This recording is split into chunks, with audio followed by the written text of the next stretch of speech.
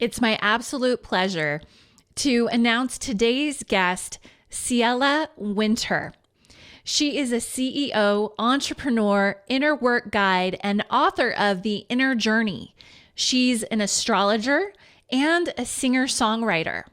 She loves seeking the extraordinary in the everyday and weaving her inner work and creative inspiration throughout her life. We'll be talking about in today's episode what exactly is inner work and how it's so much different than traditional therapy. We'll also talk about the inevitable death and rebirth cycle in every business. It's the cycle that repeats that is unavoidable and inevitable. And we'll talk about how to get through that and tools and strategies. We'll also talk about how we give our power away and also tools to reclaim it. So let's go ahead and dive into today's episode.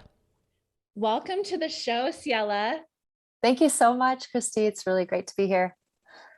I'm glad to have you. So Ciela Wynter, it's so funny how names have a ring to them. Ciela, to me, I learned Spanish back in the day. Ciela is like cielo, like the heavens. And then you have winter, not spelled exactly like the season, but we're going to be talking a little bit about the heavens and the winter today. So it's like by no coincidence, right? And or it's actually it's not a coincidence. That's right. So, I introduced you before we got started, but feel free to share any other details about your story and all of that along the way, because story is what I feel like when we talked earlier, like what we both share. We really love this idea of the hero's journey.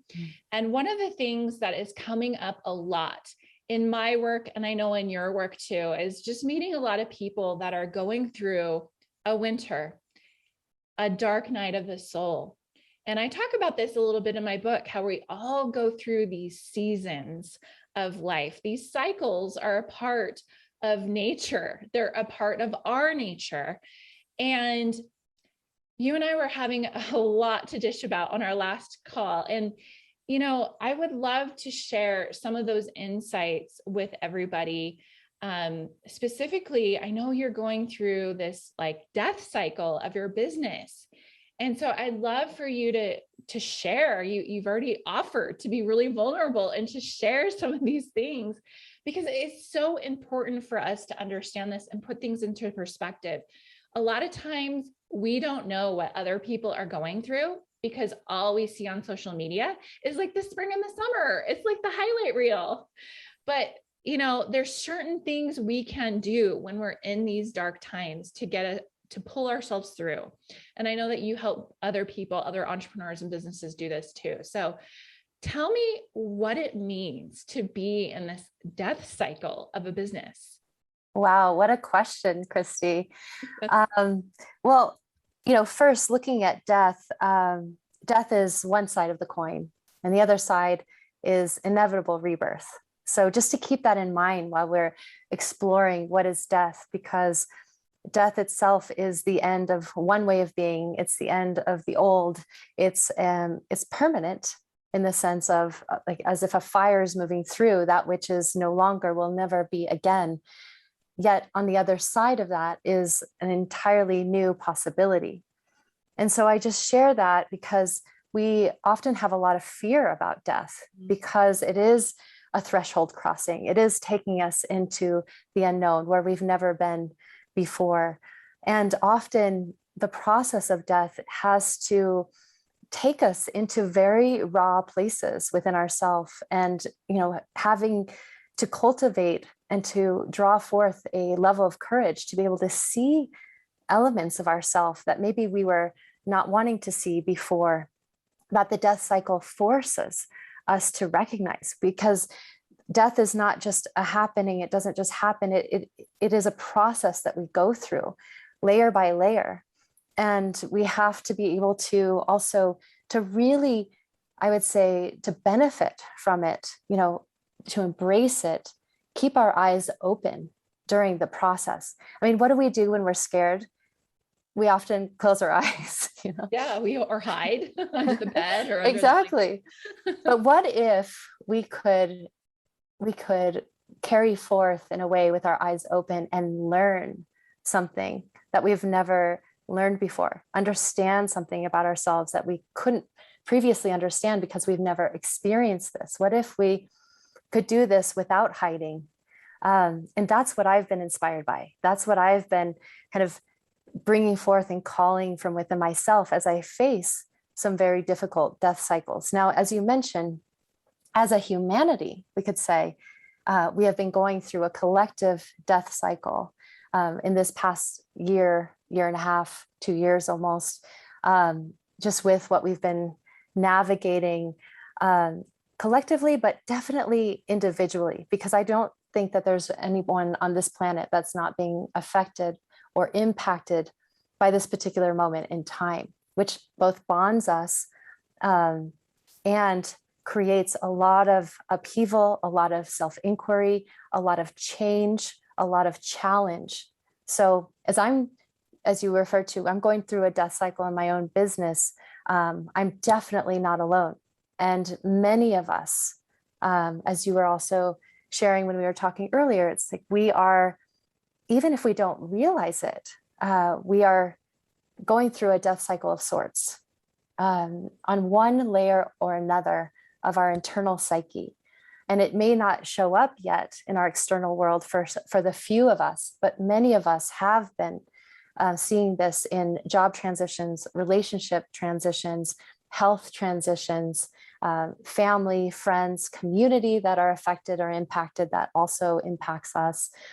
And so, for me, I have been, I almost want to say the word enamored, but it just feels a little bit strong, but I have been embracing the death cycle for some time, because what death brings on the other side is renewal.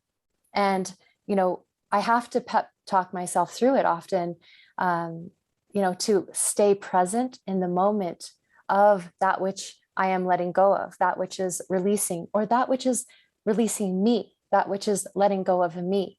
Because I think oftentimes we will place ourselves in the center of our own personal story, but maybe there is something bigger. Maybe there's something more powerful actually occurring, where we are not the center of our own story, but we are the hero, we are the heroine, we're a part of a much bigger story. When I started to go through this process with my own company, it was difficult. It can be painful to recognize I'm coming to the end of a cycle. The end of a cycle, it means I have to look at my attachments. I have to resolve that which is unresolved inside of me. It's a period of time where there's a certain level of inner work, as I call it, to be able to really benefit from the ending and head into the transition, so I can move through it more clearly and more freely, to actually absorb and embrace the new which is coming, without trying to carry on, forth some of these elements that I'm attached to. And so I'm, as we're talking, I'm right in the middle of that process. And it, some people do refer to this as a dark night of the soul. I do want to say there are many different levels of dark nights, and again, that can happen because an external situation has triggered something, and if we're focused on that external reality, we may just live it there. But there's also other opportunities to traverse the dark night of the soul, or going through that dark forest. And there is always light there. And inside that darkness is a tremendous amount of potential. And so, as that saying, it's, in order to ascend, you must descend. That descent can be so powerful. It can be so enriching. It can be very revealing. It can be extremely trepidatious, daunting, terrifying at moments. But I'm encouraged and inspired to support others to go through this process, because I do understand through the various cycles that I've personally been through. And I see that in you, Christie, and I see it in a lot of others who are doing this work. We know what's on the other side. We know that if we can go through this, we know that there's something better. There's something more true, more honest, perhaps more aligned with who we are. I love that. I'd love to take people through a little bit of a journey. So I know you're in the middle of this winter, of this dark night. And yes, there's definitely different degrees of dark night. A 7 years ago, dark night might not be the same dark night we're experiencing right now, or whatever. And yeah, it's difficult to get through a lot of times. It doesn't have to be, like you said, you're embracing it. So what are some of the practices that you've put into place to help you embrace this death cycle as opposed to resisting it or hiding from it, like a lot of people have the tendency to do? Mm-hmm. Great question. Well, I'll start with saying that I have spent my fair share hiding and resisting. And at a certain point through my own inner process, starting to really observe myself, starting to really go into deeper levels of self-inquiry and understanding around the internal mechanisms which have been, kind of driving my ship for a very long time. And that can look like fear, can look like resistance, can look like hiding. And then in each one of those realms is a whole other depth of, support in a way. What keeps that fear alive? What keeps the resistance alive? What keeps us from hiding, from expressing who we truly are? So this has been a work in progress. It has taken me years to have deeper understanding as to why I've been doing the things that I've been doing. Why have I been resisting? What is it that I'm actually resisting? So, what is it that I'm actually afraid of? What have I truly been hiding from? So I start by observing myself. I start, whether that's in meditation or just in active daily life, just bringing more attention to becoming the witness of my own thoughts, my own emotions, my actions, my gestures, my behaviors, my attitudes. Start with observing. And then through self-inquiry, starting to ask myself important questions. Why am I doing the things that I'm doing? And, even starting to recognize that which I couldn't see before. Because when we start to observe ourselves, at least in my case, I recognize just how much of the time I am not observing myself. So there's a lot of unconsciousness that can occur when we are not in observation. Then the self-inquiry helps to tie and create pathways of possibility there through deeper understanding. So long answer, in synthesis, I would say, is to start to understand why we do the things that we do. And in that case, I no longer need to resist this process because I understand that it's actually for my benefit. The reason why I've been resisting it is because the parts of me that have been attached to an old way of being are fighting to survive. And that's what the resistance actually is. And so I have to find a new relationship with that part of myself. I have to dig a bit deeper. I have to make a different choice. I always go back to this question. It's my favorite question: to be or not to be. And when I'm resisting, when I'm hiding, when I'm in fear, I am not being. So then what is another alternative that I can do? And for me, every time it has required a lot more courage to be. Yeah. And I think this quest that we're all on, and we're all in different phases of this quest, there's almost like this macro quest going on from when we are born on this earth until we die. There's this macro quest, and then there's like all these little miniature quests along the way, right? These seasons as they turn over from one to another. And it's so important to keep in mind, like if you are in the middle of winter, it's like that saying, it's darkest before the dawn. And, I'd like to talk a little bit about the signs of winter and the signs of spring, because, if you think of it in terms of, seasons, the nature that we see outside of our windows and hopefully go enjoy and walk around in sometimes, right? It's like, sometimes there's this in between. There's like the fall between the winter, it's like the in between those two seasons. And you can start to see the signs that winter is coming in that late fall. Same thing in late winter. You start to maybe see some flowers blooming, but then the next day you have a snowstorm. And then the next day it's sunny. And so there's these places in our lives where we're in this transition phase. We're in this in between, and death to rebirth is the same kind of idea. It's this in between. So talk to us a little bit about, like, what were some of the first signs that showed up before winter started for you, before this dark night death cycle started? And then talk us through, like, where are you now? Are you starting to see signs of spring? Can you speak to that? Like, what are you expecting when you start to see signs of spring, that sort of thing? So I'd love to have a little discussion on this. Super fun.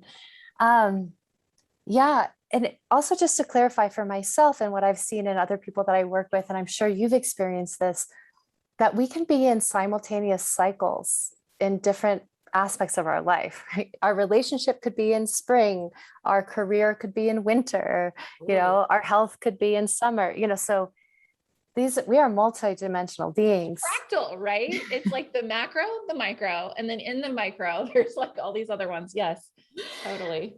And so for me, let's just take the example of my previous company. And as an entrepreneur, and I wonder how this is for the people listening to this, and maybe how it is for you, Christie. But, as an entrepreneur, it is such an immense mirror of where I am as a founding CEO in my own personal life. What is it that I'm expressing? What am I manifesting? What am I materializing? And so as I bring forth something, it is such a direct correlation to what it is I'm most passionate about, what it is that I'm really interested in. How can I make impact? How can I be of service? And then the business that I'm creating is a result of that. And so we've had an incredible run for the last several years. We realized when we had into pandemic that my previous company, Jonas Spark, was really capable of helping people to navigate through the unknown. Like, that's a territory that we understand very well.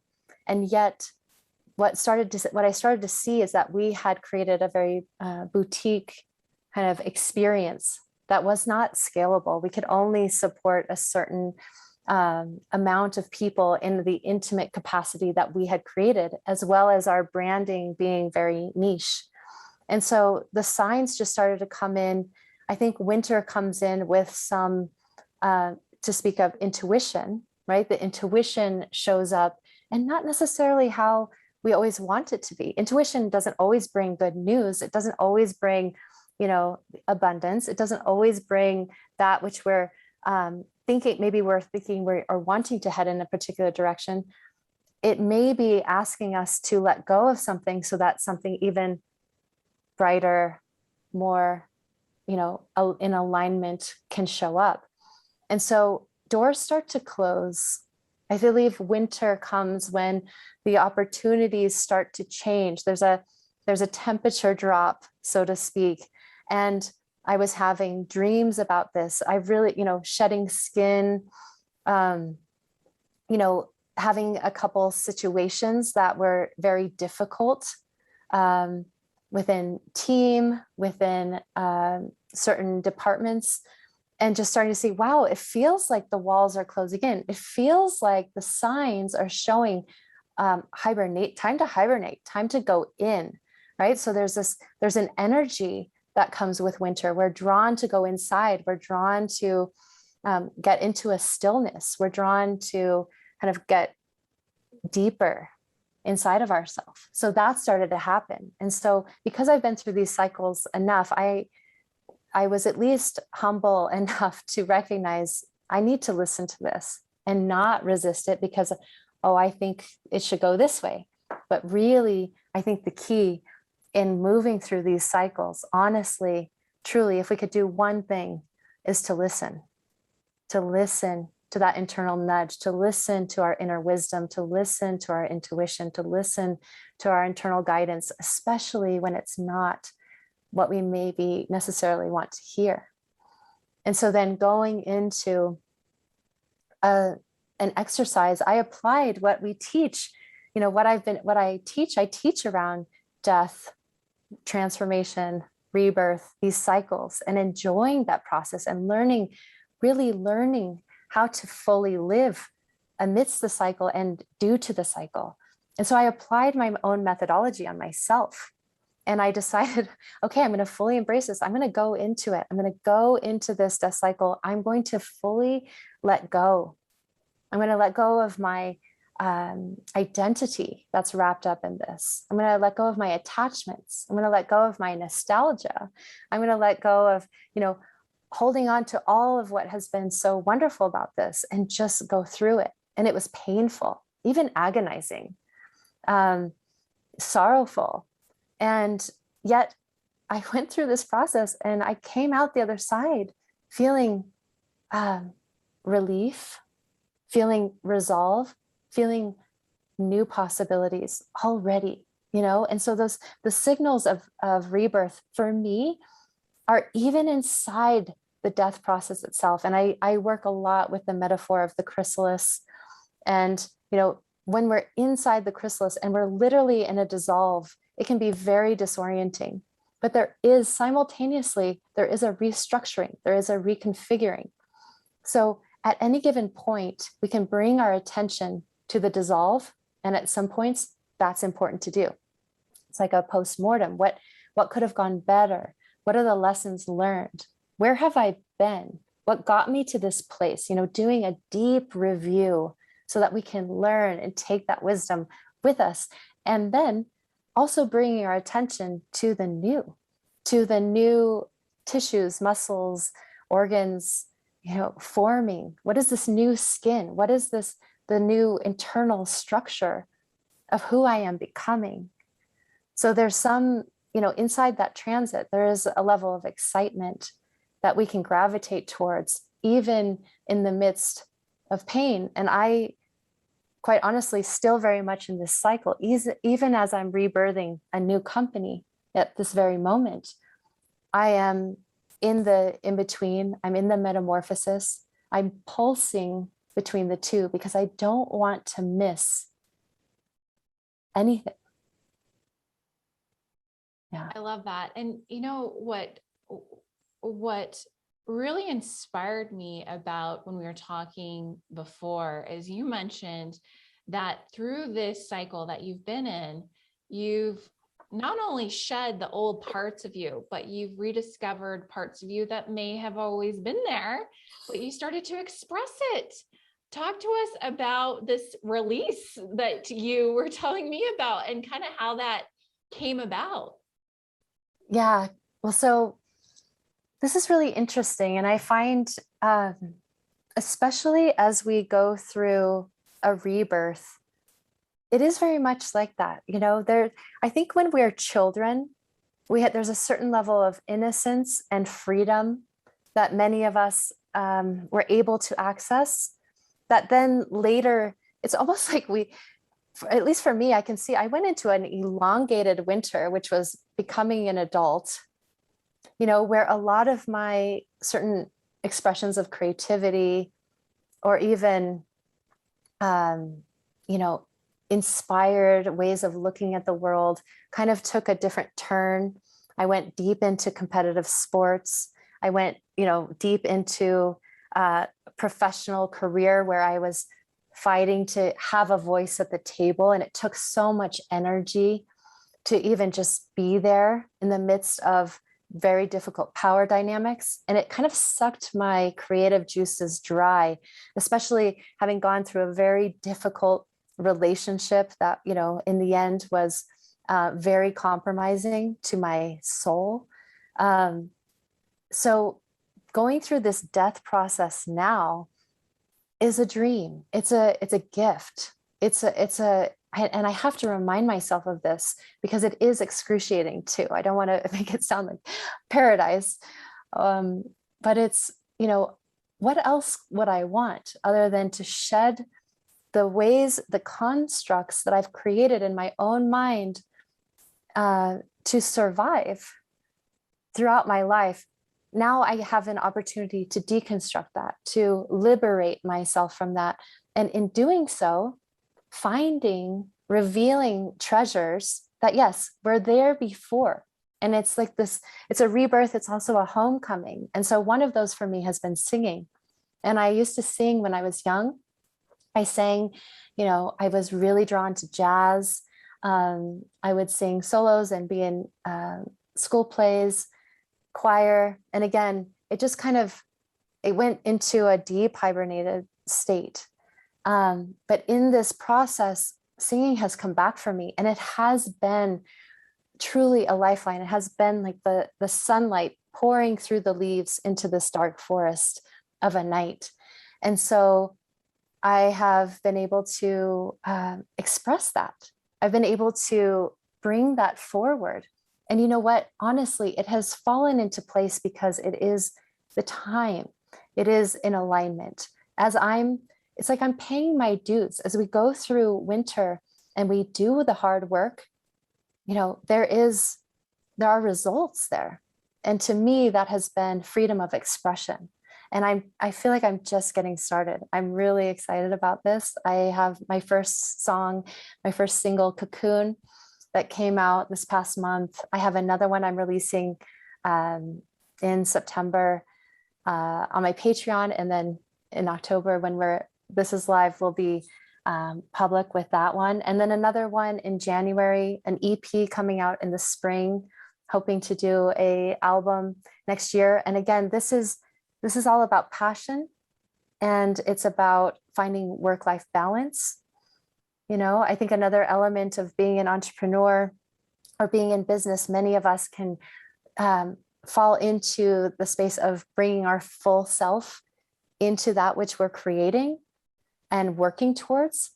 And what I've learned is I also need to share that with my passion, with my joy, and then it can help rejuvenate. It can help to populate my energetic self inside of the work that I'm doing.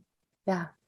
I love that. And it's a beautiful song. I downloaded it. It's amazing. The lyrics, the music, it's all wonderful. And it's so true. It's like, you know, there are so many gifts in the death cycle of a business or of a relationship or of whatever it is, career, finances, whatever it is. And, you know, it is about keeping your eyes open for those small little miracles, you know, the sunlight coming through the leaves, because the sun is always there, you know, it doesn't go away. It's always there.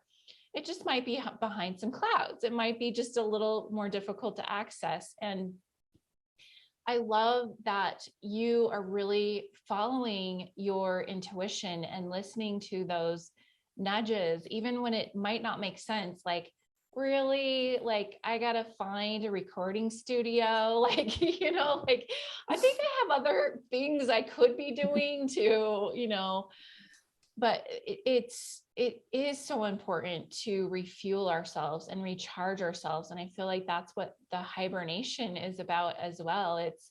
It's about, you know, going within and finding self-care practices that make sense for you, which I do want to talk about a little bit more, self-care, because that has been for me, going through a death cycle in my business, going through a winter, that has been extremely important for me, is just really taking more time to go within and to really just be with myself and understand who I am at eternal level? Who am I in a divine sense? Not all the social constructs and the conditioning and who people thought I was or who I thought I was because of expectation or some other thing, some rule I've been following my whole life.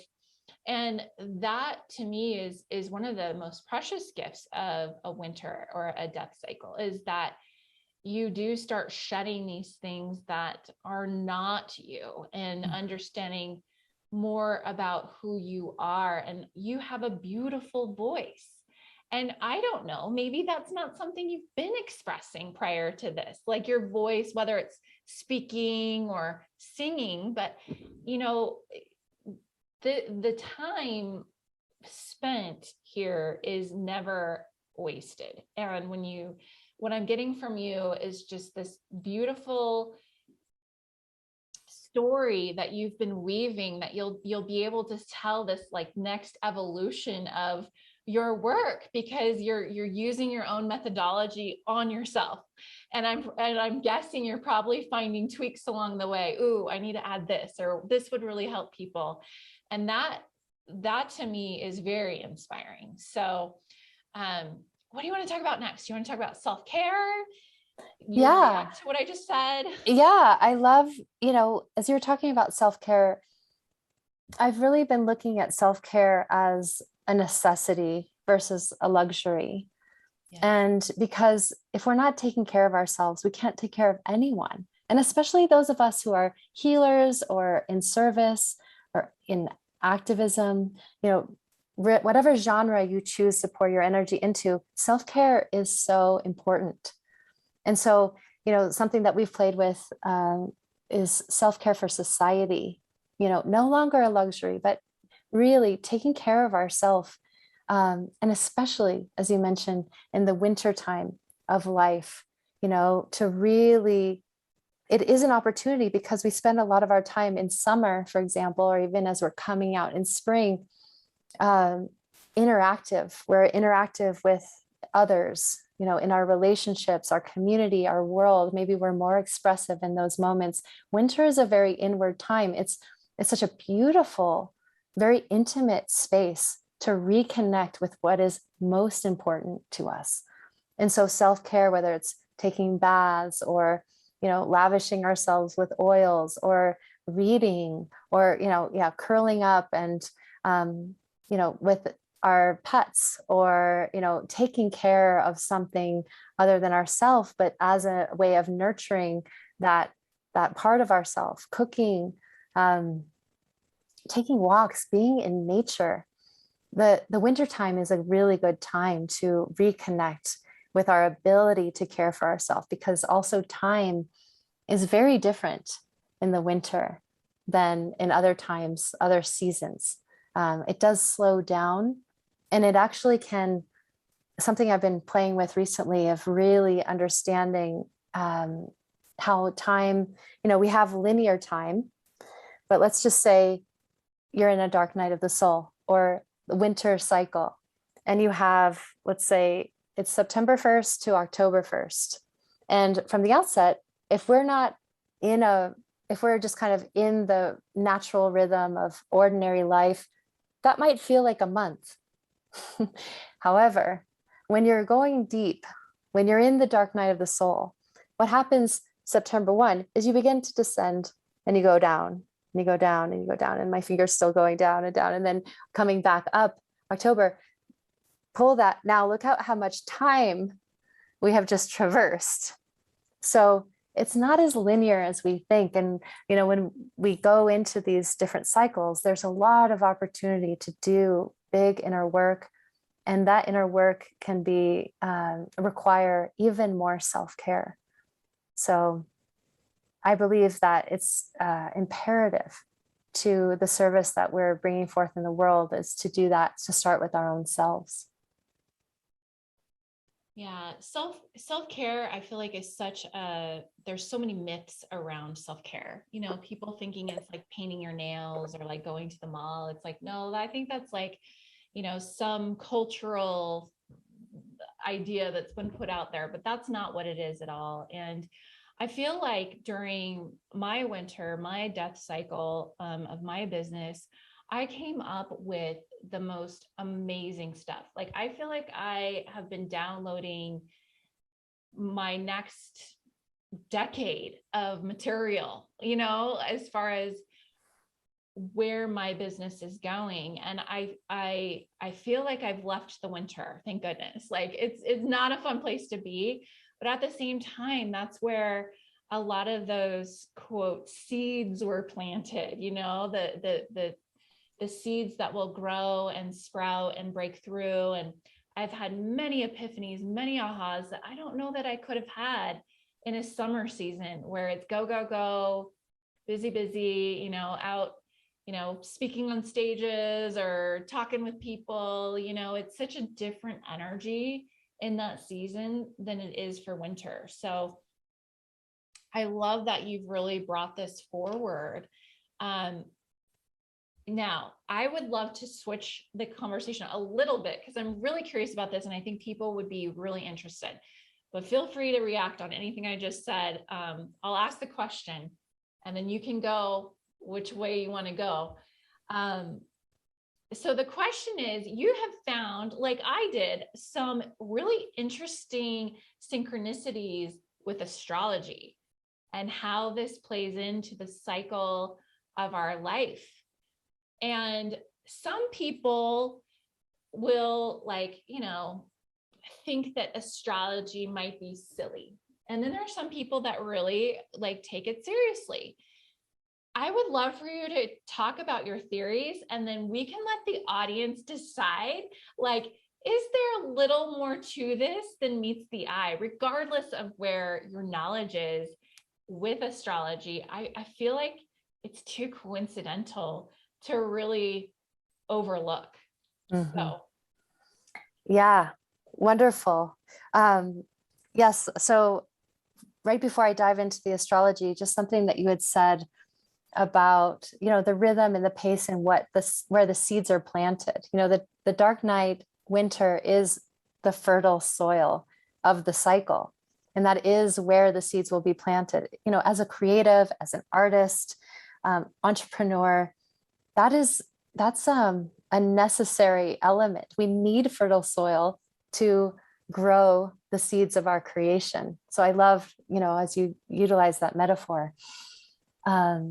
And it's also a place where we transmute, transmuting the difficult times, the energy, that which is so challenging into that which is beneficial. Astrology for me has been an incredible tool.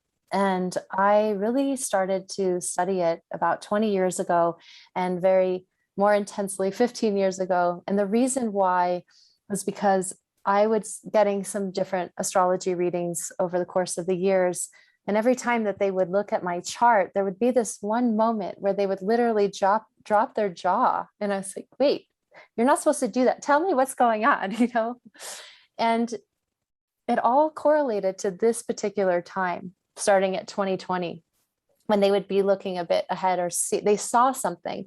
And, now as an astrologer, I understand the necessity to allow the person receiving the reading to really find themselves in the map that you're disclosing to them, but creating that space. It's not about fortune telling. It's not about saying, this is what will happen. You can see tones, you can see possibilities, but it's really not ethical to say this is what's going to happen. And so they couldn't hide their own internal reaction, but there wasn't a lot that they would say.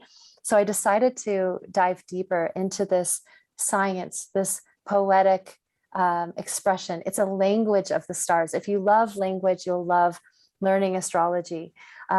It's incredible. It's mathematic, it's artistic, it's archetypal.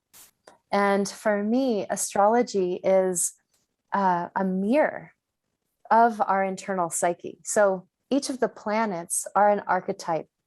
Mars as warrior, as action, as masculine, Venus as feminine, as relationships, as value system. Where do these play out in our own internal experience? the sun, our will, our purpose, our identity, the moon, our emotional body, our intuition, so each one of these represent a part of ourselves. And so our own personal birth chart is a map of that first moment of breath that we came on to this earth from whatever vantage point, wherever we were born. We have a particular point of reference. And then our life is the playing out of that story in real time, in our discovery of what is significance for us personally. What is our destiny unfolding? What is it? What are the lessons that we're here to learn? And I can definitely offer my personal testimonial to the precision of astrology. Now, astrology has received, I would say, a lot of backlash because there has been a lot of abuse and distortion around astrology, especially in the realm of horoscopes, prediction of future, just with anything, there's a spectrum.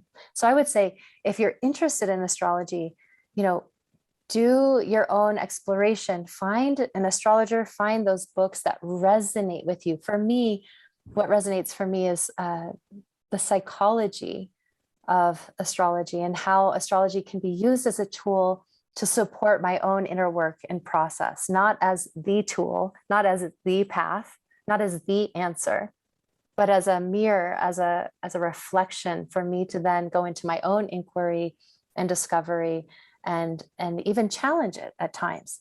Now, I will say that, my current dark night of the soul is very specific, and it does correlate very specifically to a particular transit of Pluto, and Pluto conjunct over my sun. Now, Pluto is Lord of the underworld, death, rebirth, transformation for breakfast, lunch, dinner. And the sun, as I mentioned, will, vitality, identity, purpose. So when Pluto crosses over our sun, they say you go into it one person and you come out another person. Now, Pluto takes about 48 years to go around the sun. So not everyone has this transit in their life. It takes, 15 to 25 years to go through a particular sign. It's in Capricorn right now. Capricorn is the realm of politics, and how do we express our understanding and our emotional response to politics is through art. So what we're seeing right now, what I realized was, oh, this isn't just happening to me as a Capricorn, but as Pluto's going over my sun, the United States is having a Pluto return. Now, many of us have a little bit of a understanding about what a Saturn return is, or at least that's more in the collective, where Saturn returns to where it was in our birth chart. And so it's a time of us to align with our true dharma, our true purpose, in a sense. Saturn brings that structure. And so between the ages of 27 and 30, we go through a mini crisis of sorts to bring us into alignment. Our nation, the United States, is coming into a Pluto return next year, in 2022, February. But we're already in that energetic. What does a Pluto return mean? It's coming to a reconciliation of power. Where have we as a country been in integrity with our power, and where have we been out of integrity with our power? So what we've been navigating through at the beginning of this decade has really been gearing up to this question that we are living in real time. So you can see the power of Pluto, and you can see how, the revolution that we're experiencing. And, 2020 started with a Saturn Pluto conjunction. As I mentioned, Saturn is structure. It's institution. It's it's kind of that old ways of thinking and doing things. And Pluto's coming in to transform that. So, I would say, whatever you feel about astrology personally, it may be of interest to you to kind of explore, as we're navigating such unknown territory, that there are different ways that we can look at that. And astrology is one tool, one resource to help us gain perspective when we're inside of these big transformational moments.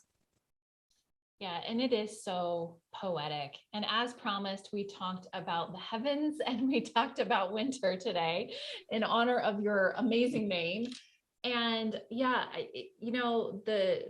when I really realized about the whole astrology thing, I've always been kind of interested in it. I'd read about, I'm a Scorpio sun, Scorpio rising, Aries moon. So I'd read about all of that and thought it was pretty interesting. And then bam, like end of 2017, 2018 came along.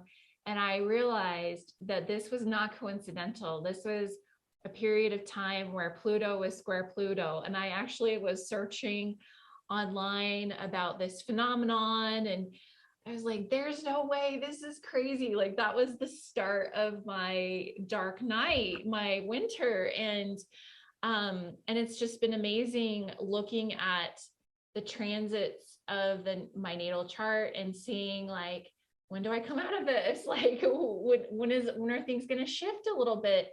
Not that I hold the universe to that. It's not like I'm like, oh, it's going to happen, but it kind of has. Like, it's not even a self-fulfilling prophecy. It's like, it just has happened. Mm-hmm. And I feel like there's such poetry in the skies. Like I remember watching this movie. I don't know if you've seen it. It was called The Star of Bethlehem or something like that. And it was this Christian guy, Christian religions tend to kind of look at astrology like, no. And it's interesting because it's in the Bible. It's like, they would go to people who knew about the stars. The Magi, the three wise men, looked at the stars. And this guy actually went back and looked at the skies at that time and saw such poetry, like alignments with Leo and Virgo, the Virgin, and Jupiter, the king planet. Leo's the king sign. It was just all this beautiful poetry in the skies. And if you haven't seen that, I would recommend it. Just from a purely astrological perspective, is pretty amazing. And just what you're saying about this country, I feel like we're also going through it on a collective level, like worldwide as well as individually. It's like, where have we abdicated our own sovereignty? Where have we given away our power? We, the people in the United States, where have we gone awry with how we've placed our power? And even like using intuition, it's like, how are people giving away their power or trusting in other people as opposed to trusting in God or trusting in themselves and having the ability to discern what they're seeing? Is that truth? Because there's so many aspects of truth that we're being told, but maybe not the whole truth. Maybe we won't ever know the whole truth unless we go within and find out that truth for ourselves. So as we close, I would just love for you to talk to me a little bit about how we give our power away. Like, why does that happen? And how do we reclaim it? Mm-hmm. And then we'll wrap up at that point. Thank you, Christie. Yeah, this has been a very intimate subject for me. Because as an independent, strong woman, I found myself in a very compromised, very abusive relationship on a mental, emotional, physical, spiritual level, where I basically, because I was so invested in a particular mission that I thought that was giving me purpose, that I felt very inspired by, I was willing to give up so much of myself.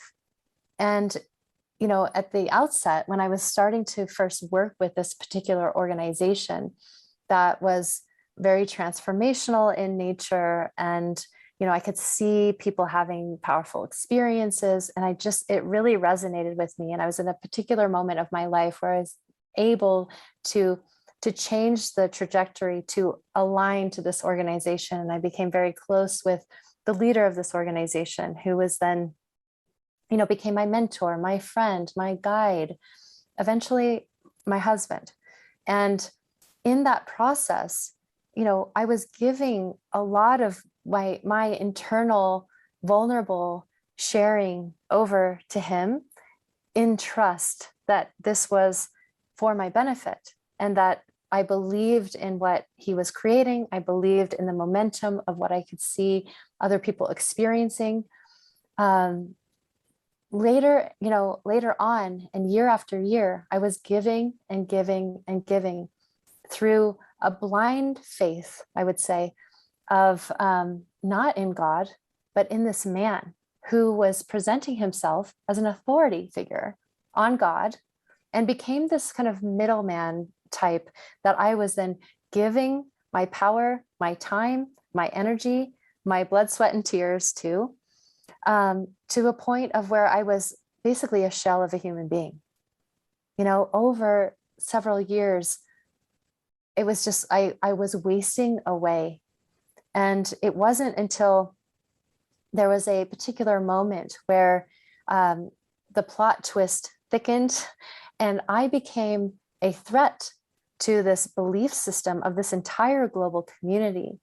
And in that process, I was gaslit, demonized, seen as a problem because I was asking questions. I was questioning the authority, who happened to be this person at the time who I had been married to.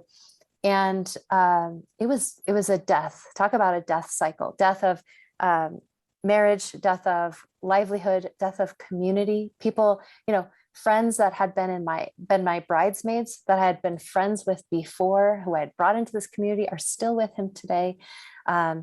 Homes, I lived in 3 countries.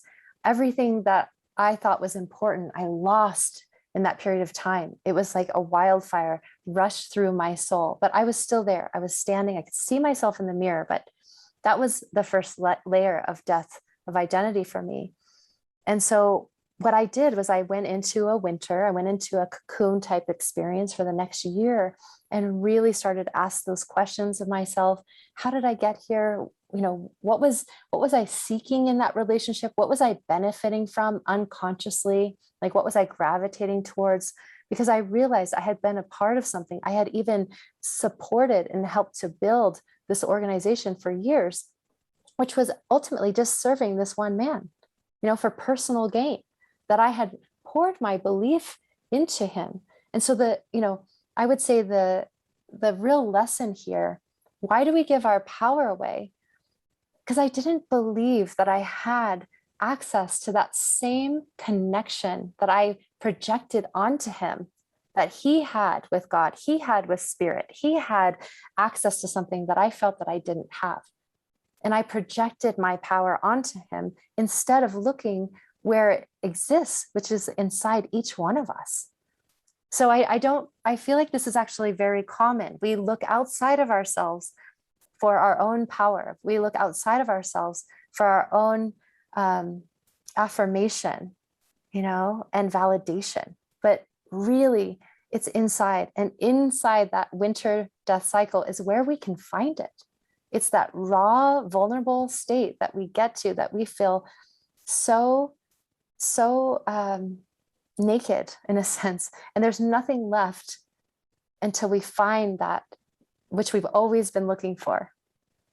And so, yeah, for me, I think the reclamation of power then is to first acknowledge where we've given away our power, whether it's to a spiritual leader, a guru, a politician, a boss, a brand, in a relationship. We can give our power away. And so even our own negative feedback loops. Where have I given my power away? Recognize that we have given our power away, and then start that arduous journey of reclamation through inner work, through digging deep, through getting vulnerable, through internal rectification, of a sense, to ourself, like really forgiving ourselves, seeing where we went astray. Where did we betray ourselves? That question of self-betrayal is really important when looking at the reclamation of power. How did I sell myself? Where did I give away this precious energy? Where did I give away so much of my time, so much of my value into the hands of another? And start to reclaim it little by little. And that, I think even as you were sharing earlier, it's like the voice for me is a way of reclaiming and continuing to reclaim that power within myself, reclaiming my voice, through speaking, through writing, through singing, to, bring forth more of who I am. I was in hiding during that entire time. I was hiding from myself. I was in hiding afterwards because I had been publicly humiliated. I had been, kind of on display as the scapegoat. And, so I was tender to start coming out. But through cultivation, courage, and that faith in my own heart and in the higher power, having that courage to start coming forth and bringing that forward, because it's not just for me, as it's like when you share your story, Christie, I light up and I understand and I feel more seen, and I feel also more possible because of what you've been able to go through, and I think if we share our stories with each other, we heal together. Yeah. So beautiful. Thank you so much for your vulnerability and your